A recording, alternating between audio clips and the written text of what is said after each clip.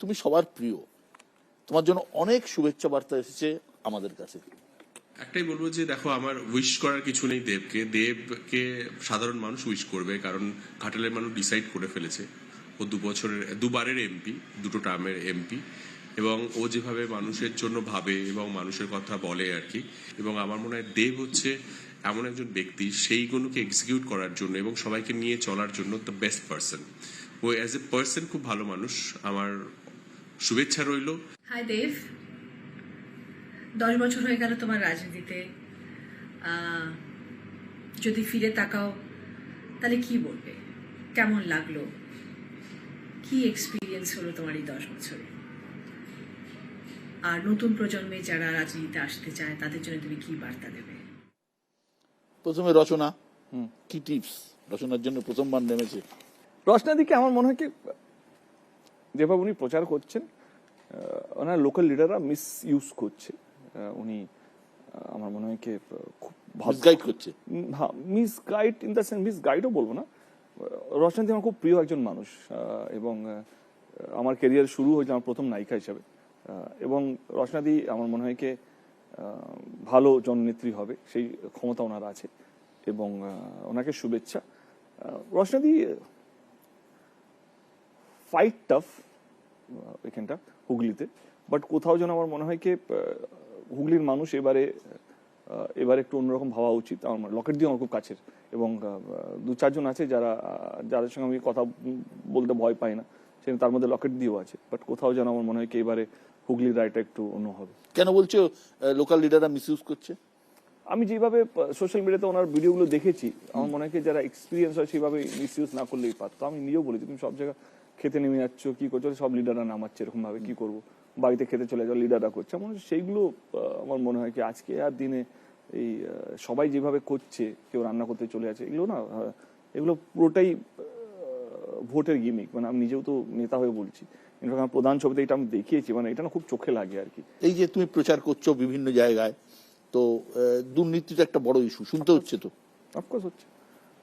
দেখো কি হয়, দুর্নীতি না শুধু বাংলার ইস্যু না, ভারতবর্ষে ইস্যু হয়ে গেছে। এখন যে যত বড় চোর সে তত বড় পোস্টে আছে। আমরা কিছুদিন আগে অজিত পাওয়ারের স্ত্রীর নামে দেখলাম 70,000 কোটি টাকার একটা স্ক্যাম, ব্যাংকের স্ক্যাম, সেটা ক্লিন চিট পেয়ে গেছেন। অ্যান্ড ওনার হাজব্যান্ড এখন ডেপুটি চিফ মিনিস্টার। আসামে তো চিফ মিনিস্টারই হয়ে আছেন, যিনি সারদা কেসে তার নাম আছেন, যিনি চিফ মিনিস্টার আসামে। এবং অফকোর্স আমাদের দলেও আছে পার্থদা নাম, যেহেতু আমরা সবাই জানি। কেষ্টরা এখন এতে আছে, জেলে আছে। আমার মনে হয় কি সমস্ত দলকে, এটা কোনো দলেরও দোষ না। মানুষ যদি তাদেরকে ভোট দেয় তাহলে দল তো নেবেই। আজকে কথার কথা কি আছে, আজকে যদি মানুষ যদি শিক্ষিত লোক বা ভালো লোককে ভোট যদি না দেয়, বা যাদের আসে পলিটিক্সে না শিক্ষিত আসছে না কেউ, ভয়ে আসছে না কেউ, এবারে আমি যদি 2-4টে সাহস জাগাতে পারি, কিনা ভালো লোকে তো কোনো চাপ নেই, আপনি যদি ভালো থাকেন ইডিসি কিছু করবেন না, জোর করে আপনাকে অ্যারেস্ট করতে পারে না। কারণ আমি হচ্ছে বিগেস্ট এক্সাম্পল চোর এখন অবধি, কে ওই ভয়টা রাখবেন না কি আপনি এলেই ইডি সিবিআই বা লোকাল, না না না, ওরাও জানে কে চোর কে চোর নয়। ওরা অতটাই সম্মান দেবে যতটা তোমার পাওয়ার যোগ্য আছে। এই যে শিক্ষা দুর্নীতি নিয়ে এত কথা হচ্ছে, কোথাও তো শুনতে হচ্ছে প্রচারে গিয়ে। অফকোর্স হচ্ছে, মানে এটা খারাপ তো কেন? মানে দেশের বেসিক্সটাই হচ্ছে শিক্ষা, এবং যতদিন না আমাদের দেশে শিক্ষা ঠিক হবে ততদিন আমাদের দেশে উন্নতি হবে না। আজকে উত্তরপ্রদেশে একটা খালি পরীক্ষা হচ্ছে, খালি পেপারে জয় শ্রীরাম দিয়ে দিচ্ছে, 50% মার্কস পেয়ে যাচ্ছে। এখনো জয় বাংলা দিচ্ছে। কোথায় যাচ্ছি আমরা? মানে আমি কোনো দলকে ছোট বা কোনো দলকে বড় করার জন্য না, আমি এটাও বলছি শুধু এটা বাংলায় নয়, ভারতবর্ষ জুড়ে হচ্ছে। কিন্তু আজকে যদি কেউ দল বলে কে না, যদি সিপিএম বলে না না না, তাদের দলও 34 বছর যখন ছিল তাদের দলও ছিল। দেব সন্দেশখালী নিয়ে বিরাট হইচই হলো, তারপর একটা ভিডিও বেরোলো স্টিং অপারেশনে যে সন্দেশখালীটা সাজানো, কি বলবে? দেখো রাজনীতি এমন একটা জায়গায় নেমে গেছে জেতার জন্য যে কোনো দল যা ইচ্ছা তাই করতে পারে। আমার একটাই হাত জোর করে সবাইকে অনুরোধ, আমাদের দেশ জুড়ে কে যখনই কোনো পলিটিক্যালি কেউ একটা ইস্যুকে ইনফ্লুয়েন্স করতে গেছে, সবাই লাভ হয়েছে, শুধু লসটা হচ্ছে সেখানকার মানুষের। সন্দেশখালী নিয়ে যেভাবে শুরু হয়েছিল, এবং কালকে যখন আমরা সবাই পুরো বাংলা দেখেছে যে সবকটা ভিডিও, তখন মনে হচ্ছিল কি সাজানো। আমার প্রথম দিন থেকে মনে হচ্ছিল এই ইস্যুটা ক্রিয়েটেড একটা ইস্যু, বাট যা হয় তথ্য আমাদের সঙ্গে নেই, আমরা কিছু বলতে পারবো না। তো কোথাও যেন আজকে যেই তথ্যগুলো আস্তে আস্তে করে বেরোচ্ছে, এবং আমার এটাই মনে হয় কি পুরো দেশ জুড়ে যত কটা ইস্যু আছে, যদি ইস্যু যদি রিয়েল হয় তাহলে কোনো পলিটিক্যাল এজেন্ডা মানে কোনো পলিটিক্যাল লিডারকে তার মধ্যে ঢুকতে দেওয়া উচিতই না। কারণ তারা তোমাদের আগুনে তারা তাদের রুটি সেকে নিজেরা খেয়ে পেট ভর্তি করে ঘুমোবে, তোমরা সেই আগুনে জ্বলতে থাকবে। দেব, একটু অন্যদিকে আসি। তুমি অন্যদিকেই আছো। হ্যাঁ, অন্যদিকে আসছি। আমার দিকে তো নেই। হ্যাঁ, তোমার দিকে আছি। তোমার বাংলা উচ্চারণ নিয়ে অনেক কথা হয়, অনেকে ব্যঙ্গ করেন, কিন্তু তোমার স্টারডম নিয়ে, তোমার জনপ্রিয়তা নিয়ে, আমারই বাংলা উচ্চারণ নিয়ে, জনপ্রিয়তা নিয়ে কোনো কথা হতে পারে না। তা সত্ত্বেও এইসব কথা শুনলে কখনো মন খারাপ হয় না? না গো, আমি খুব পজিটিভ একটা মানুষ, একদমই না। কারণ মানুষ আজকে 24 ঘন্টার মধ্যে 23 ঘন্টা খুঁজতেই বসে থাকে আর কি। তার মানে 23 ঘন্টা তো আমাকে দিয়েছে, তার মানে সত্যি আমাকে ভালোবাসে। মানে এতটা ভালোবাসা আমার বাবা মাও দেয় না যতটা ওরা দেয় আর কি।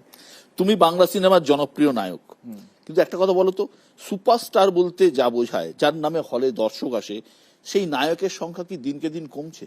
এটা বাংলায় নয়, ভারতবর্ষ জুড়ে হচ্ছে। কারণ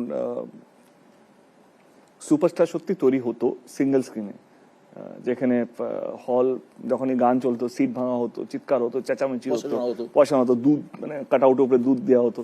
এখন মাল্টিপ্লেক্স কালচারের মধ্যে সেই একটু ভদ্র সমাজ হয়ে গেছে আর কি। একটু বেশি জোরে চিৎকার করতে গেলেই পাশের লোকটা, এই চুপ, তুমি ডান্স করতে পারবে না, চিৎকার করতে পারবে না।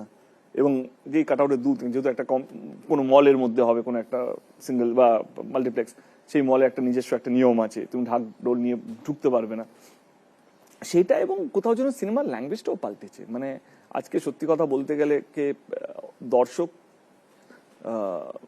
যেই ধরনের ছবি দেখতে অভ্যস্ত ছিল, আজকে দর্শক অন্যরকম ছবি দেখতে অভ্যস্ত, এবং সেই ট্রেন্ডটাও পাল্টাবে। কিন্তু প্রত্যেক 5 বছরে শুধু গভর্নমেন্ট পাল্টায় না, প্রত্যেক 5 বছর ইলেকশন হয় না, মানুষের টেস্টও পাল্টায়। একটা সময় উত্তম কুমারের নামের আগে সুচিত্রা সেনের নাম লেখা হতো, মানে নায়িকাদের এমনই দাপট ছিল। তেমন তো দাপুটে নায়িকারও আকাল এখন। অনেস্টলি স্পিকিং, আমাদের বাংলায় সত্যি খুব ভালো ভালো ট্যালেন্টেড নায়িকারা আছে, কিন্তু তাদের জন্য স্ক্রিপ্ট লেখা হয় না। ওই সেই সময় সুচিত্রা সেনের জন্য স্ক্রিপ্ট লেখা হতো, আগে সুচিত্রা সেনকে ভাবা হতো, তারপরে উত্তম কুমারকে নিয়ে ভাবা হতো কি এই গল্পের মধ্যে সেই নায়িকার ভূমিকা কতটা বেশি থাকবে, নায়িকার মুখটা কতটা বড় থাকবে। তুমি তো নিজেও প্রযোজক, এরকম করছো না কেন? করছি তো, আমার সব ছবিতে তো নায়িকা থাকে, এমন তো না। আমি তো বিনোদিনী করছি, থাকার বিনোদিনী করছি, বিনোদিনী তো মেন নায়িকাই তো। Binodini what is Binodini? Binodini is a women oriented film করছি। কিন্তু কি হয়, একটা মানুষ যদি ট্রাই করে যায় বা একটা ফিল্ম যদি ট্রাই, সেটা হবে না। গত কয়েক বছরে হিন্দি সিনেমার বাজারে, একচেটিয়া বাজারে ভাগ বসিয়েছে কিছু আঞ্চলিক ছবি, কিন্তু মূলত সেগুলো দক্ষিণী ছবি। বাহুবলী, RRR, পুষ্পা। বাংলা ছবিতে এরকম আসছে না কেন? Because of the budget, because of the আমরা আমাদেরকে নিজেরাই মেরে ফেলেছি আর কি। মানে কিছুটা দায়ী আমাদের বন্ধু বান্ধব প্রডিউসার আছে, কিছুটা দায়ী এখানকার লোকাল প্রেস আছে, যারা সারাক্ষণ যখন কমার্শিয়াল ছবি হতো তারা সারাক্ষণ নিন্দা করে গেছে একটা একটা একটা টাইপ অফ সিনেমাকে, সোকল আর্ট হাউস সিনেমাকে মানে প্রমোট করে গেছে। কিন্তু আজকে বুঝতে পারছে সবটাই মরে যাচ্ছে। আর কিছুটা আমি বলবো কি এখানকার কালচার, মানুষ পুষ্পা দেখতে আগে যাবে আর বাংলা ছবি দেখতে পরে যাবে। আমি আরেকটা কথা বলি, বাংলা ছবি আর বাংলা মানে বেঙ্গলি ফিল্ম দুটো আলাদা কিন্তু। তো সেইখানে আমার মনে হয় কি সব মিলেমিশে আমরা নিজেরাই দোষী, কারণ আমরা একে অপরকে উঠতে দিই না। কোথাও আমরা কাটি করে দেবো হলের জন্য, শো এর জন্য। এবং আমার তো এরকম হয়েছে, আমার নিজেরই প্রোডাকশন, হিরোইনকে লাস্ট মোমেন্টে নিয়ে চলে গেছে। 2 দিন আগে আমার ছবি রিলিজ হওয়ার কথা, শুটিং শুরু হওয়ার কথা, হিরোইন বলছে না আমি তো শুটিং করবো না। বাট ঠিক আমার মনে হয় কি you have to be positive. নায়িকা উঠিয়ে নিয়ে চলে গেল। হ্যাঁ, অনেক এক্সাম্পল আছে। আচ্ছা দেব, তুমি সাধারণ পরিবার থেকে উঠে এসেছো, জনপ্রিয় নায়ক, সাংসদ হিসেবে 10 বছর হয়েও গেল। জীবনের কাছ থেকে কি চাইছো, কি চাও? শান্তি, একটু শান্তি। বিয়ে করবে কবে? বিয়েটা তো জীবনে শেষ না। যেদিন মনে হবে জীবনটা শেষ করতে, জীবনের খাতা লাস্ট পেজটা লিখছি, সেদিন ভাববো কি বিয়ে করবো কি করবো না। আমার মনে হয় জীবনের খাতাটা এখন চলছে, ভালো আছে, শান্তি বলছি। অশান্তি না না, আহা, এটা তুমি ভালো বুঝতে পারবে। কি বলো, বিয়ে করলে শান্তি নাও শান্তি? তুমি বলো। আরে কি সাংবাদিক মানে তুমি প্রশ্ন করো, আমি বলতে পারবো না। বলো বিয়ে করলে শান্তি নাও শান্তি? আমার তো শান্তি। ওইটা কি বলেছে আগের দিনে যেটা বলছে সেটা বলো।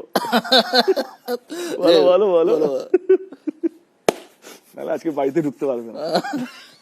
না না, আমি আমি আমি আমি committed, I am very happy in my life, এবং সবাই জানে আমি কার সঙ্গে কমিটেড।